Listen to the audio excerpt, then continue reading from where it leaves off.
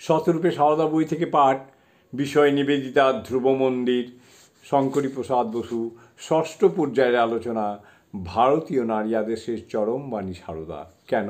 পরবর্তী অংশ। পত্রটির একটি প্রতিলিপি সৌভাগ্যের বিষয় আমি ব্যাঙ্গালোর রামকৃষ্ণ মঠ থেকে আবিষ্কার করতে পেরেছি। 15ই ভাদ্র 1309 তারিখে লিখিত ওই পত্র মধ্যে সীমা বলেন, আমাদের গুরু যিনি তিনি তো অদ্বৈত, তোমরা সেই গুরুর শিষ্য, তখন তোমরাও অদ্বৈতবাদী। আমি জোর করিয়া বলিতে পারি তোমরা অবশ্য অদ্বৈতবাদী।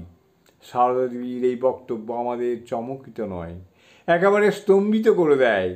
বিশেষত যদি পত্রটির পটভূমিকার কথা স্মরণ করি, সারদা দেবীর যিনি স্বামী, গুরু, ঈশ্বর, যাঁর পূজায় তাঁর জীবনের প্রতি মুহূর্ত নিয়োজিত, সেই রামকৃষ্ণের পট পূজা বন্ধ করার ঔচিত্য সম্বন্ধে প্রশ্ন করা হয়েছে।